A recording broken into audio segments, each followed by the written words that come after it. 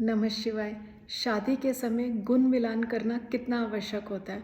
अब जब किसी की शादी होती है तो वर और वधू आजकल खुद ही सॉफ्टवेयर की मदद से गुण मिला लेते हैं या किसी पंडित जी के पास जाते हैं और कहते हैं कि हमें गुण मिलान करना है। तो अगर गुण नहीं भी मिलते हैं तो वो ऐसे बोलते हैं कि हमारी सूर्य कुंडली, चंद्र कुंडली या नाम बदल कर ही गुण मिलवा दीजिए। तो गुण मिलान, जैसे हम अष्टकूट मिलान भी कहते हैं, तो वो इस तरह से मिलवाए जाते हैं कि हाँ, हमें यहाँ शादी करनी है तो हमारे गुण मिलान कर दीजिए। फिर उसके बाद क्या होता है, शादी के बाद जब प्रॉब्लम्स आनी शुरू होती हैं, फिर कहते हैं अरे हमारे तो 36 में से 32 गुण मिल रहे थे, फिर भी क्या करें, शादी हमारी चल नहीं पा रही है। कई बार संतान उत्पत्ति में बाधा आती है, कई बार हस्बैंड और वाइफ के झगड़े बहुत हो जाते हैं, कई बार मामला कोर्ट कचहरी तक पहुंच जाता है।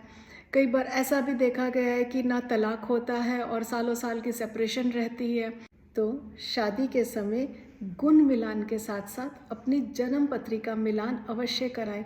जन्म पत्री के मिलान में वर और वधू का स्वभाव देखा जाता है, वर और वधू का संतान योग देखा जाता है, उनका धन भाव, उनका भाग्य भाव देखा जाता है, उनका चरित्र कैसा है ये देखा जाता है। वो दोनों एक दूसरे के प्रति लॉयल रहेंगे, वफादार रहेंगे या नहीं, जन्म पत्री में हम ये देख सकते हैं। दोनों की जन्म पत्रियों में अच्छे और बुरे ग्रहों की क्या स्थिति है, इसका आंकलन करना बहुत ज़रूरी होता है। वर और वधू का नपुंसकता योग देखा जाता है। तो इस तरह से बहुत सारी चीज़ें हैं जो हमें सिर्फ जन्म पत्री मिलान से ही पता चलती हैं, सिर्फ गुण मिलान से पता नहीं चलती हैं।